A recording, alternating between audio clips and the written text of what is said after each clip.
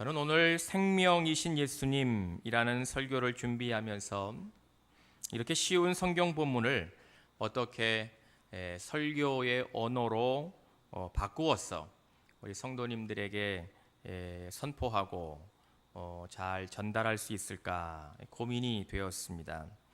일반적으로 말하기도 하고 또 표면적으로도 보면 복음서 중에서 요한복음이 가장 쉽게 읽혀지는 말씀이라고 합니다.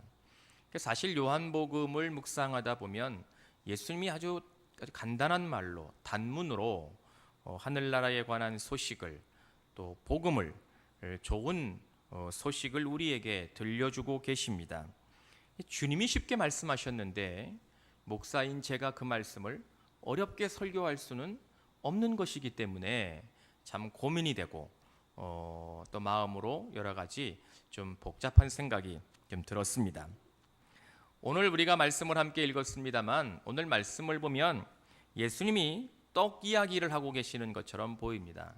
사실 이 떡 이러니까 지금 뭐 우리나라 사람들도 이제 서구의 음식 문화를 많이 닮아가기도 하고 또 그 당시 성경이 쓰여졌을 당시 예수님이 드셨던 건 떡이 아니라 사실은 빵이지요. 이제 그 나라 사람들은 이제 빵을 먹으니까 엄밀하게 이야기하면 오늘 본문의 이 떡은 밥으로 번역을 해야지 우리에게 좀 더 실질적으로 와닿는 그러한 의미가 잘 살 수 있는 번역이 되겠습니다만 뭐 어쨌든 또 밥을 또 이야기하면 또 어감이 또 별로 좋지가 않아서 성경은 떡으로 기록되어 있지만 우리가 또 빵과 익숙해져 있는 시대이기도 하고 또 현대어 성경은 이 부분을 떡 대신 빵으로 번역을 하기도 합니다. 그래서 제가 빵으로 이야기한다고 별로 이렇게 기분 나빠하지 마세요. 네? 왜 떡인데 빵으로 이야기하느냐고 마음 상하지 마시기 바랍니다. 오늘 본문을 보면 예수님이 빵에 관한 이야기를 계속하고 있는 것처럼 보입니다. 좀 전에 말씀을 드렸던 것처럼 오늘의 본문을 현대어 성경으로 읽어보면 이런 말들이 연속해서 계속 나옵니다. 빵을 먹고 배가 불렀기 때문이다. 너희에게 빵을 내려 주시는 이는 참빵을 주시는 분은 하나님의 빵은 그 빵을 언제나 우리에게 주시옵소서. 내가 생명의 빵이다. 온통 주님이 빵 이야기를 하고 계시는 것처럼 느껴집니다. 우리 성도님들은 제가 빵을 좋아한다는 걸 대부분 다 아십니다. 우리 성도님들이 그래서 제가 신방을 갈 때 거의 예외 없이 신방을 담임 목사가 신방 가는 그 가정의 성도는 빵을 준비를 해서 신방 설교가 기도가 끝나면 빵을 꼭 대접을 하십니다. 그러면서 가끔 이제 빵을 이제 대접 준비하지 못하신 분들이 가끔 계세요. 그건 몰라서 준비를 못하신 것이 아니라 뭐 이렇게 일이 바쁘셨다든지 직장에서 잠깐 이렇게 짬을 내서 신방을 받으시는 분들이라든지 그런 분들은 미처 빵을 준비할 수 없어서 이제 담임 목사가 빵 좋아한다는 걸 알아가지고 빵을 준비해야 되는데 빵을 준비 못한 것이 너무 송구하다는 거예요. 저한테 죄송합니다. 빵 준비해야 되는데 빵을 준비를 못해서 죄송합니다. 그렇게 말씀하시는 성도님들이 계세요. 제가 그러한 분을 이렇게 뵐 때마다 너무 죄송해요. 그 담임 목사가 괜히 빵 좋아한다는 얘기를 해가지고 우리 성도님들 괜히 이렇게 신경 쓰이고 스트레스 받게 하나 싶어가지고 얼마나 죄송한지 모릅니다. 아니 담임 목사가 신방 끝나고 제가 좋아하는 빵을 먹으면 뭐 나쁘진 않지만 빵 못 먹었다고 뭐 그게 큰 일이겠습니까? 제가 먹고 싶으면 빵 사 먹으면 되지. 뭘 성도님이 담임 목사 빵 대접 못했다고 그렇게 뭐 죄송하고 그냥 그러실 필요가 전혀 없습니다. 날씨가 더운 시절에는 시원한 음료 한 잔이면 족하고요. 날씨가 좀 선선해지면 따뜻한 차 한 잔이면 그것으로 저는 200% 만족합니다. 진심이에요. 믿어주세요 좀. 응? 믿어주세요. 그냥 차 한 잔, 음료 한 잔이면 저는 아주 행복한 목사니까 뭐 이것저것 많이 안 준비해도 돼요. 빵 안 준비했다고 저한테 죄송하다는 말씀 제발 좀 하지 마세요. 제가 더 미안하고 송구스러우니까 저의 진심을 좀 믿어주세요. 현대인들에게 있어서 이제 쌀 대신 거의 주식으로 빵을 먹습니다. 사람들이. 근데 의사들의 권고를 따르면, 또 건강을 생각하시는 말들을 들어보면 빵 먹지 말아야 된다고 그러잖아요.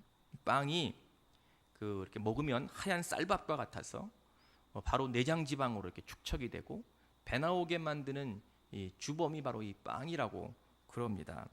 체중을 줄이고 또 뱃살을 빼려면 하얀 쌀밥과 더불어서 빵을 멀리해야 된다, 그렇게 말합니다. 빵을 안 먹는 게 다이어트의 기본이랍니다. 예수님이 사셨을 당시에는 이스라엘 사람들이 다이어트라는 걸 알았을까요? 그들도 다이어트 했을까요? 우리 찬양대에 계시는 권사님들, 믿음 좋은 권사님들, 예수님 사셨을 당시에도 그 사람들이 다이어트라는 걸 했을까요? 안 했을까요? 했을까요? 안 했을까요? 이야, 저보다도 잘 아시네. 응? 아니, 저는 궁금해가지고 예수님 사셨을 당시에도 사람들이 다이어트를 했을까 좀 궁금했습니다. 좀 문헌이나 이런 걸 좀 조사를 해보니까 이게 잘 안 나와요. 다이어트가 언제부터 시작됐는지, 뭐 그게 중요한 것도 아니어서 그냥 사실은 조금 찾다가 말았습니다. 안 했을 것 같아서요. 아마 그 사람들이 자신의 건강을 위해서 빵 먹는 거를 조절하며 살았을 것 같지는 않게 느껴졌습니다. 비슷한 시대에 살았던 그 로마 사람들 있잖아요. 그 당시에 그 로마 사람들 중에 부유하고 귀족들은 그 당시에 어떻게 살았냐면요, 먹을 것이 너무도 많으니까 그냥 눈에 보이는 게 다 먹을 것이니까 다 먹기는 해야 되겠고, 그거 다 먹었다가는 이 배가 그냥 큰일 날 것 같으니까 어떻게 했을 것 같아요? 먹고 토하고 그랬습니다. 정말로 그랬습니다. 먹고 대야 갖고 오라고 그래가지고 토해내고, 그리고 또 다른 음식 먹고 또 갖고 오라고 그래고 토해내고, 이러면 그 사람들이 살았습니다. 참 사람이었나 싶은 생각이 들죠, 지금으로 생각해 보면. 그러니까 이들이 자신의 입의 쾌락을 위해서 먹고 토하고 그랬는데, 이 사람들이 건강 생각해서 음식 조절하고 그랬을 것 같지 않단 말이죠. 오히려 대부분의 사람들은, 많은 사람들은 먹는 것이 없어서, 먹을 것이 없어서 힘겨운 삶을 살았던 시대가 바로 이때의 삶이었을 겁니다. 그러다 보니까 이들에게 주식인 우리에겐 밥과 같은, 그들에게 빵은 언제나 필요한 음식이었습니다. 먹을 때가 생기고 먹을 것이 생기면 먹어두어야지만 남는 것이 되는 그러한 시대를 살았던 사람들의 모습이었다는 거죠. 그들의 생명을 유지하기 위해서 빵은 절대적으로 요구되는 음식이었습니다. 그 사람들에게 있어서 빵은 마치 생명과 같이 여겨졌다는 말씀이지요. 주께서 의도하고 계시는 것처럼 그 사람들에게 빵은 생명이었습니다. 저와 여러분들이 간식으로 먹는 빵이 그거거나, 아니면 밥 대신에 이제 대체 음식으로 먹는 빵이 아닌, 성경의 사람들은 빵을 먹어야지만 살 수 있는 시대의 사람들이었다는 거죠. 빵이 중요한 때였습니다. 오늘 31절에도 등장하고 있는 것처럼 하늘에서 그들에게 떡을 주어 먹었다 함과 같이 우리의 조상들은 광야에서 만나를 먹었나이다, 이렇게 이야기를 합니다. 그 당시 예수님을 따라왔던 사람들은 떡을 생각하면 오래전 우리의 조상들이 먹었던 만나가 생각난다는 겁니다. 그들의 조상이 애굽을 떠나서 가나안 땅으로 하나님이 이끄심을 따라 살아갔던 광야의 40년 동안 여호와는 그들에게 만나를 하늘로부터 내려주셔서 그것을 먹고 살았습니다. 이스라엘 백성들이 이른 아침에 일어나면 광야에 하나님이 밤새 내려주신 만나가 쫙 깔려 있었습니다. 그러면 그들은 광야에 나가서 그들이 먹어야 될 분량만큼 만나를 걷어와서 그 만나를 먹고 그들의 생명을 연장했습니다. 주님께 물었던 사람들에게 있어서 빵은 마치 오래전 그들의 조상들이 그들의 생명을 광야에서 유지하기 위해서 먹었던 만나를 연상시키는 것이었다는 거지요. 그들의 육신에게 에너지를 공급하고 그들의 생명을 유지하기 위해서 가장 필요한 것이 바로 빵, 우리의 의미로 말하면 밥이었다는 겁니다. 그래서 주님은 오늘 26절에서 그들에게 말하기를, 너희가 나를 찾은 것은 표적을 본 까닭이 아니요 떡을 먹고 배부른 까닭이니라, 이렇게 말씀하고 있습니다. 주님은 그들이 빵을 얼마나 귀하게 생각했는지, 그들의 삶에 있어서 빵이 얼마나 절대적으로 요구되는 것인지를, 얼마나 간절히 먹을 것을 찾고 있는지를 정확하게 알고 계셨습니다. 그런데 주님은 그들의 이러한 요구를 그리 마음에 들어 하시지 않았습니다. 그렇기 때문에 주님은 그들을 향하여 요청과는 다른 그 무엇을 들려주려고 하시는 겁니다. 이것이 바로 오늘 주님의 음성으로 저와 여러분들이 들어야 되는 하나님의 뜻이며 주님의 음성이 됨을 깨달을 수 있기를 축원합니다. 우리가 이것을 잘 하려면 본문으로 읽지 않았지만 요한복음 6장 1절부터 15절 6장의 전반부, 오늘 본문의 전반부에 해당하는데 어떠한 일이 일어나는지를 알아야 됩니다. 이 부분을 읽어보면 예수님을 따라왔던 수많은 사람들, 성경은 5천 명이라고 기록하는데 여러분들도 아시다시피 그 당시의 기회수는 젊은 남자들만 기회수였기 때문에 아마도 5천 명보다 훨씬 더 많았을 겁니다. 여인들, 어린아이들 이런 사람들이 있었을 테니까 훨씬 더 많은 사람들에게 예수님이 뭘 먹이셨습니까? 빵 먹이셨습니다. 빵. 물론 물고기도 먹여주셨습니다. 근데 주식은 빵이었다는 거죠. 그들에게 배고픔을 하셨던 그들에게 예수님이 빵으로 배부르게 먹게 하셨습니다. 그러니까 빵 이야기는 오늘 본문에 시작된 것이 아니라 6장 1절부터 시작되었다고 볼 수 있는 겁니다. 주님은 그들에게 간절히 원했던 빵을 통해서 오늘 말씀은 우리에게 무언가 전달하려는 주님의 뜻이 있습니다.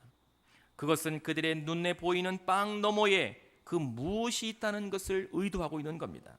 빵이 전부가 아니라 빵보다도 소중한 것이 있다는 것을 오늘 저와 여러분들에게도 들려주시는 주님의 음성이 여러분들의 마음속 깊이 들려지고 느껴지고 깨달아지는 은혜가 있기를 축원합니다.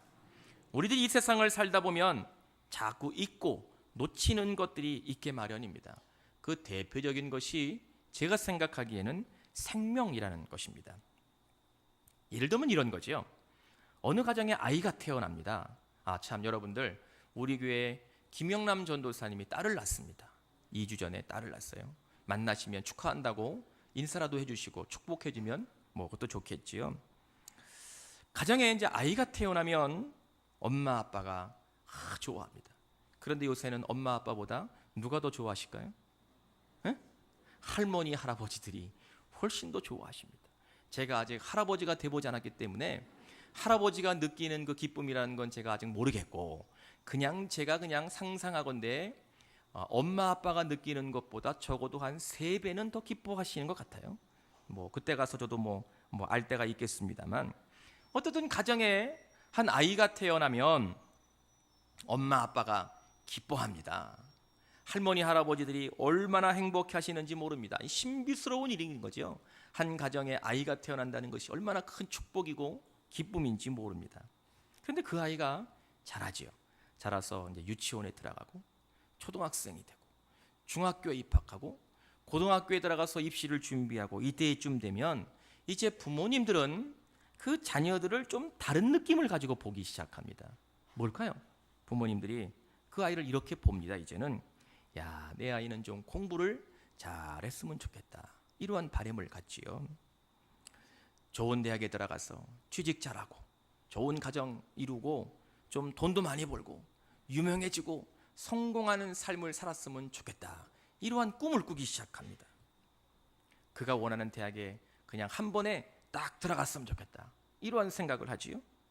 요새는 대학 졸업하고도 직장 잡기가 너무 어려운 시대가 되었으니까 직장도 그냥 잘 갔으면 좋겠다, 이러한 이제 소망과 이제 어떤 그 꿈의 대상이 되어버린다는 거죠. 그런데 우리 모두가 경험하고 있는 것처럼 자식이 어디 부모 뜻대로 됩니까? 공부 잘하는 부모의 마음대로 공부 잘하고 그냥 착하게 자라기를 원하는 할머니 할아버지 마음대로 그냥 성실하고 그냥 막 이랬으면 좋을 것 같은데 그렇지 않단 말이죠. 말썽도 부리고 공부도 안 하고 그냥 막 때도 쓰고 이러잖아요. 그럼 여러분들 어떻게 하십니까? 우리 찬양대에 계시는 분들, 자식이 말을 듣지 않으면 어떻게 하시나요, 여러분들? 예? 솔직하게 말씀해 보세요. 자식이 말을 듣지 않으면 어떻게 하시나요? 때린다고? 와, 한 방에 때린다는 말씀이 나오시네. 좀 나중에 나와야 되는 말인데, 야단도 치고, 때로는 소리도 지르고, 어떨 때는 어떻게 한다고요? 때린다고, 매도 들고 그렇습니다. 물론 이것이 자식 잘 되라는 부모님의 그 가르침이지요. 훈계하는 방편이기 때문에 이것이 뭐 잘됐다고 잘못됐다는 말이 아닙니다. 제 말의 뜻은 이런 거죠. 예전에 어느 가정에 한 아이가 태어났을 때는, 아니 적어도 그 아이에 대하여 부모가 바랄 것이 별로 없었을 때에는 그저 그냥 갓난아이 아장아장 걷고 이제 엄마, 아빠, 맘마 이 정도의 그 아주 예쁠 때에는 그 아이가 내 자식인 것만으로도 다들 뭐 하셨어요? 행복하셨습니다. 너무너무 기쁘고 행복했지요. 아프지 않고 자라나는 것만으로도 아주 그냥 세상을 다 얻은 것 같은 그러한 그 느낌이 있었습니다. 그 아이의 생명 그 자체로 부모님들은 행복해하고 만족해하고 기뻐하고 다 그랬습니다. 그런데 그 아이가 자라면서 그게 아닌 것 같다는 생각이 자꾸 드는 거죠. 생명보다 더 귀한 것이 있는 것처럼 이제 보이기 시작합니다. 그 아이의 성공, 대학 입시, 출세 이런 것들이 마치 그 아이의 생명보다 더 가치를 가지고 있는 것처럼 착각하기 시작합니다.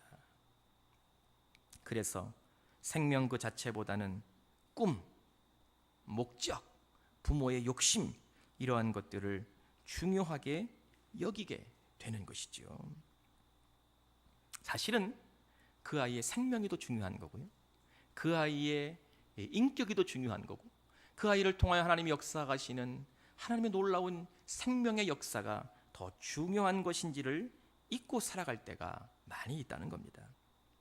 오늘 본문에서 주님이 빵을 통해서 들려주시려는 의도는 바로 이겁니다. 생명이라는 거예요. 생명. 이것을 주님의 음성으로 저와 여러분들이 오늘 들을 수 있기를 간절히 기원합니다. 주께서 오늘 33절에서 들려주시는 말씀에 우리가 집중해 보겠습니다. 주님이 말씀하시기를 하나님의 떡은 하늘에서 내려 세상에 생명을 주는 것이니라 이렇게 말씀합니다. 여기에서 생명은 그저 육신의 체력을 유지시키고 신진대사가 원활해서 건강한 신체로 살아가는 것을 의미하는 것이 아닙니다. 주님이 말씀하고 계시는 생명은 이 땅의 것이 아니라 영원한 생명, 하나님이 주시는 영원한 생명임을 저와 여러분들이 깨달을 수 있기를 축원합니다. 육신의 배고픔을 해결해 주는 그러한 종류의 빵이 아니라 우리들 여러분들의 생명을 온전하게 보존하시며 유지하시며 영원히 살 수 있게 만드시는 우리의 근원이 되시는 생명의 근원이 되시는 예수 그리스도에 관한 말씀임을 우리가 듣고 깨달아야 된다는 겁니다. 주님은 오늘 본문의 말씀을 통하여 그저 밀가루로 만든 빵을 현실의 궁핍한 삶 속에서 요구하는 많은 사람들을 향하여 그 빵이 너희들에게 필요한 것이긴 하지만 그것보다 훨씬 더 중요하고 보다 근원적이고 생명에 관한 말씀을 들려주고 계십니다. 그것은 곧 예수님이십니다. 예수님만이 너희들의 생명의 원천이 되며 주님만이 우리의 생명이 된다는 것을 분명하게 증거하고 계시는 것을 보는 영적인 눈을 갖기를 축원합니다. 오늘 35절에서 주님은 나는 생명의 떡이라고 말씀합니다. 사실 주님은 오늘의 말씀을 그 당시의 사람들에게 그리고 말씀을 듣고 있는 오늘 저와 여러분들을 향하여 아마 이렇게 직설적으로 말씀하고 싶으셨는지 모릅니다. 나는 너희의 생명 그 자체이다. 내가 너희들의 생명이다. 내가 너희들의 생명 그 본질이다. 이렇게 말씀하고 싶으셨는지 모릅니다. 그런데 주님은 너무도 친절하셔서 더군다나 좀 전에 우리가 말씀을 나누었던 것처럼 이 사건 바로 직전에 예수님이 5,000명이나 넘는 많은 사람들에게 빵을 이용해서 그들에게 먹어야 하는 것은 밀가루 덩어리가 아니라 바로 예수 그리스도이심을 알려주기 위한 빵을 통하여 그들에게 새로운 생명을 주님이 생명 되신다는 것을 보여주시고 가르치시려는 주님의 의도가 담겨져 있는 말씀이기 때문입니다. 그러면서 우리들은 그들은 빵을 제공해 주시는 예수님만을 보는 것이 아니라 여러분들이 보아야 할 것은 빵 너머에 계시는 빵이 아닌 예수 그리스도 주님, 예수님 그 자체를 볼 수 있어야 함을 믿으시기 바랍니다. 영국의 유명한 신학자이고 목회자인 톰 라이트가 이러한 비유를 했습니다. 미술사를 공부하는 어느 학생이 미술 역사를 공부하는 학생이 자신이 주제로 삼은 분야에 관한 논문을 쓰기 위해서 어느 한 미술관을 수없이 드나들었습니다. 자기가 주제로 선정한 작가의 그림 밑에 붙어있는 설명과 해설을 읽고 메모를 합니다. 작가의 이름, 그가 태어난 연대 모든 것들을 조사합니다. 그가 어떻게 성장했는지, 그가 누구로부터 영향을 받았는지, 그가 어떠한 삶의 변화가 있었는지 뿐만 아니라 그는 또 다른 누구에게 어떠한 영향력을 주었는지를 연구하고 그것을 자료를 모아가지고 논문을 씁니다. 그런데 그러한 과정 속에 그가 실상 단 한 번도 자기가 주목하고 있는 작가 그림을 감상해 보지 않았다면, 전시관에 걸려있는 그림 그 뒤에 두어 발짝 뒤로 물러서서 그 그림을 보면서 아름다움을 느끼고 그 그림을 통하여 작가가 전해주려고 하는 주님의 그 작가의 뜻을 발견하고 카타르시스를 경험해 보지 못했다면, 그가 그 분야에 뛰어난 논문을 완성한다고 한들 그 논문이 무슨 의미가 있겠느냐, 이렇게 묻는 거지요. 여러분들, 이 톰 라이트의 말은 우리들의 실상에서도 그대로 적용되는 겁니다. 이게 저의 문제이기도 하고 이 땅에 자녀들을 키우는 모든 가정의 문제들일 텐데, 이런 거죠. 자식을 성공시키기 위해서, 자식을 좋은 대학에 보내기 위해서 부모님들이 보통 야단도 치고 막 그러잖아요. 매몰차게 푸시합니다. 학원 막 보내고 아이들은 막 힘들어하는데 막 새벽부터 밤늦게까지 학원 보내지요. 그래서 그 아이가 어쩔 수 없어서 부모와 만나는 시간도 없이, 엄마 아빠와 대화하는 시간도 없이 새벽부터 늦은 밤까지 학교로 학원이고 그러고 뺑뺑이 돌았습니다. 그래서 원하는 대학에 들어갔다고 칩시다.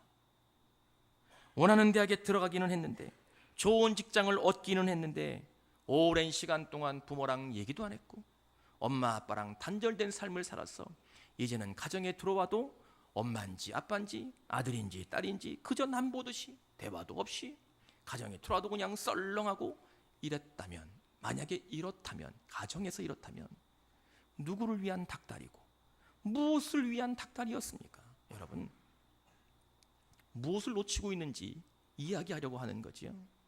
요새 가만히 보면 이렇습니다. 담임 목사의 시각으로 보면 이런 거지요. 요새 아이들을 교회 안 보냅니다. 믿음의 부모님들이, 장로님 가정, 권사님 가정, 집사님 가정에서 아이들을 교회 안 보냅니다. 왜? 학원 가야 되니까. 학원에 가서 공부하고 대학에 들어가야 되니까. 왜 교회 아이들이 있기를 원하는가? 교회 안 된다는 거죠. 학원에 보내야 됩니다. 신앙이 이제 자라지 않는 거죠. 그래서 교회는 안 나오고 학원 열심히 다니고 공부 열심히 해서 좋은 대학에 들어가기는 했습니다. 그런데 대학에 들어가고 보니까 내가 하나님을 믿는 건지, 하나님이 살아계신 분인 건지 아무런 관계가 없는 거예요. 그 아이들에게는 이제는 하나님은 나랑 아무런 관계가 없는 거예요. 대학에 들어가기는 했지만 믿음의 아들, 믿음의 딸이 아닌 그냥 세상 속에 살아가는, 세상의 시류에 흔들려 살아가는 그러한 청년들, 그러한 젊은이들이 됐다면 무엇을 위한 닭다리고 무엇을 위한 투자였습니까, 여러분?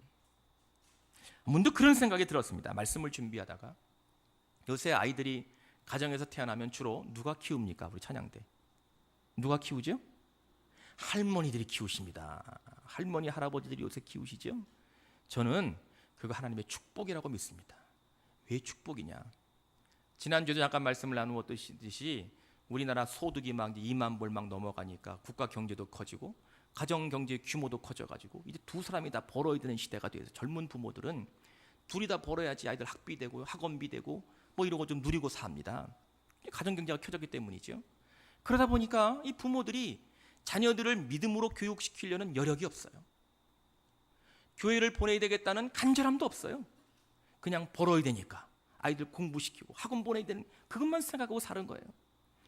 그런데 하나님의 은혜로 그들의 부모 세대가 평생을 하나님께 예배하고 기도하고 교회를 섬기면서 살아오셨던 할머니, 할아버지 세대들이 그 자녀들, 손주들을 키우는 게 축복입니다.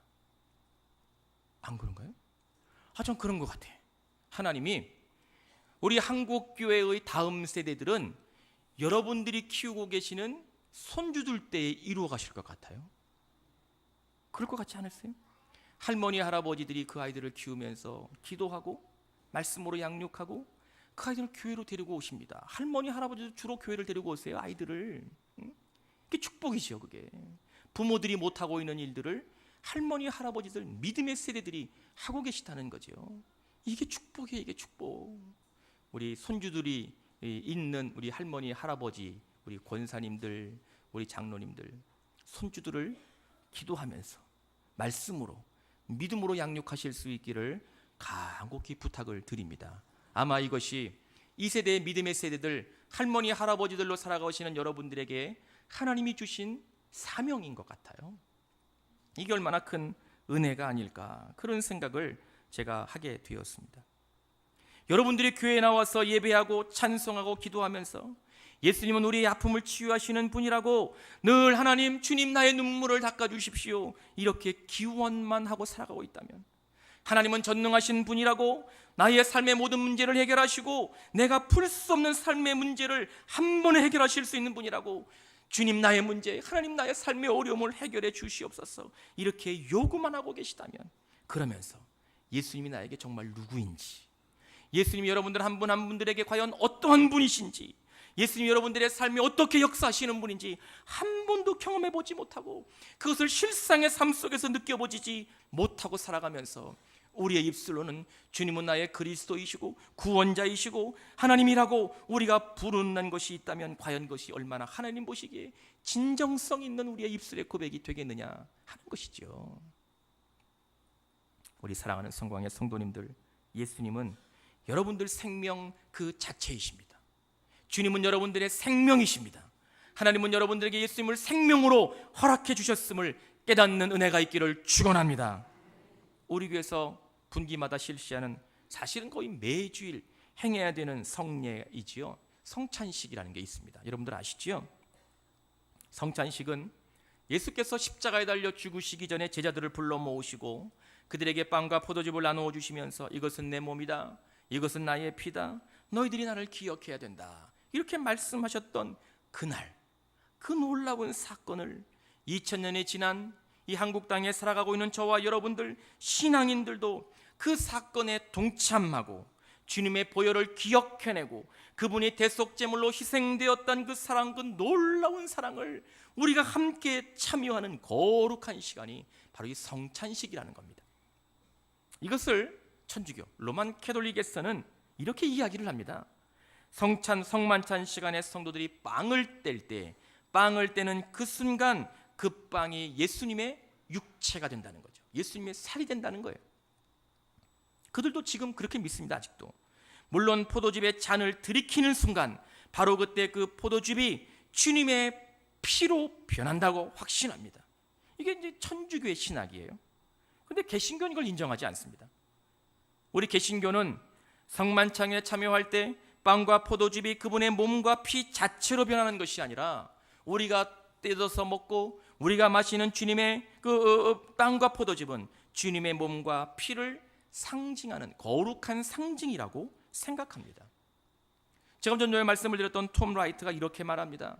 만약 우리들이 로만 카톨릭의 믿음대로 정말로 성찬식에 참여하는 시간에 빵과 포도즙이 주님의 몸과 주님의 피가 된다면 이것은 마치 불교에서 이야기하고 있는 윤회와 다를 바 없는 어처구니 없는 모순이 발생한다는 거죠. 이게 무슨 말이냐면 이런 겁니다. 2000년 전에 예수께서 십자가에 달려 죽으셨는데 성만찬 시간에 우리가 빵을 뗄 때 예수님의 살이 되고 포도즙을 마실 때 예수님의 피가 된다면 예수님이 그때 살아나셨다가 성만찬 끝나면 또 죽으시고 다음 주일에 성만찬 할 때 또 살아나셨다가 성만찬 끝나면 또 죽으시고 이러한 어처구니 없는 일이 반복되기 때문에 이걸 인정할 수 없다는 거지요. 저는 주님의 몸과 피가 거룩한 상징이라는 개신교의 교리를 존중합니다. 제가 감리교, 개신교 목사이기 때문이죠. 그런데 우리가 이것 때문에 한 가지 중요한 것을 놓치고 있습니다. 바로 오늘 본문에서 여러분들에게 들려주시려는 생명, 본질에 관한 겁니다. 상징, 참 좋은 말이죠. 거룩한 상징, 우리 개신교에서 놓칠 수 없는 아주 중요한 교리입니다. 그런데 그러다 보니까 우리 개신교인들은 천주교인들에 비해서 실체를 너무 쉽게 무시합니다. 실제하심, 실체, 이러한 것을 그냥 망각해 버립니다. 우리 성광의 성도님들, 예수님은 여러분들에게 상징적인 존재가 아닙니다. 예수님은 우리 모두에게, 여러분들 한 분 한 분에게 실제하시는 분이고 여러분들의 삶 속에 실제로 존재하시는 분이고 여러분들의 인생 속에 함께 거하시는 실체이심을 믿으시기를 축원합니다. 예수님은 여러분들의 머릿속에만 있는 분이 아니십니다. 예수님은 여러분들의 마음속에, 상상 속에 그려 계시는 분이 아닙니다.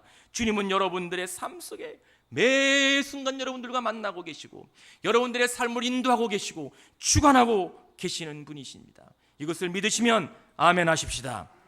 주님은 언제나 여러분들과 함께 하셔서 여러분들이 아프고 힘들고 눈물 흘릴 때 같이 아파하시는 분이고 같이 눈물을 흘리시는 분이고 같이 우시는 분입니다. 여러분들이 기쁜 일로 인하여 행복할 때 여러분들보다 더 기뻐하시는 분이 바로 주님이십니다. 주님은 여러분들의 생명 되시는 분이기 때문입니다. 주님이 여러분들의 생명의 근원이시기 때문입니다. 예수님이 여러분들 안에 거하시기 때문에 여러분들이 오늘도 살아있는 생명이기 때문임을 믿음으로 고백하실 수 있기를, 생명 되시는 주님이 여러분들의 삶의 날마다 경험될 수 있기를 축원합니다. 주님은 이것을 오늘의 말씀을 통하여 가르치려고 하셨습니다. 주께서 여러분들의 이것이 어떻게 가능한지를 오늘 말씀하고 계시는 겁니다. 오늘 35절의 말씀을 다시 보겠습니다. 나는 생명의 떡이니 내게 오는 자는 결코 줄이지 아니할 터이요 나를 믿는 자는 영원히 목마르지 아니하리라. 아멘. 예수께서 그러한 주님을 통하여 여러분들이 그분을 실제적으로 만나고 그분을 실상 안에서 느끼고 함께 할 수 있는 길은 주님께 나아가는 것이며 예수님을 믿는 것일 때 실제화된다고 말씀합니다. 요한복음에서 주님을 향하여 나아가는 것, 예수님을 믿는 것, 이것은 동일한 의미로 사용되고 있는 말입니다. 주께서 여러분들의 생명 되시는 분임을 경험하고 믿으며 그것을 고백하며 살기 위해서는 여러분들이 날마다 주님을 향하여 나아가야 됩니다.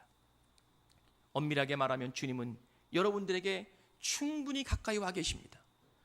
나에게 더 이상 가까이 오지 못할 정도로 여러분들의 삶에 밀착해 계십니다. 여러분들에게, 우리에게 충분히 와 계십니다. 단지 우리의 결단이 남아 있습니다. 여러분들의 결심만이 남아 있습니다. 여러분들이 예수님께 나아가기를 결심하고 여러분들이 주님을 향하여 마음의 문을 열고 여러분들이 영의 눈을 떠서 주님을 바라볼 때 예수 그리스도는 여러분들에게 생명이 되시는 분이며 우리에게 생명으로 내 안에 머무르고 계시며 하나님의 능력과 은혜를 우리에게 충만하게 역사하시는 분임을 발견하고 느끼고 체험하고 고백하게 될 줄로 믿습니다. 여러분의 생명이 되시는 주님으로 인하여 날마다 진정한 하나님의 기쁨이, 참다운 하늘의 복이 여러분들의 삶 속에 더욱더 가득하고 충만하고 풍성해질 수 있기를 간절히 축원합니다. 기도하겠습니다. 전능하신 하나님, 오늘 주께서 우리에게 들려주신 말씀, 우리에게 생명이 되시는 예수님을 말씀을 통하여 우리가 새롭게 바라보며 또 우리의 삶 속에서 느끼며 우리가 생명 되시는 주님만으로 이 땅에서 승리하고 하늘의 기쁨과 영광을 누리며 살게 하여 주옵소서. 오늘 말씀이 우리의 성광의 모든 성도들 이 땅에서 승리하게 만드는 주님의 음성 되게 하여 주옵소서. 예수님의 이름으로 기도하옵나이다. 아멘.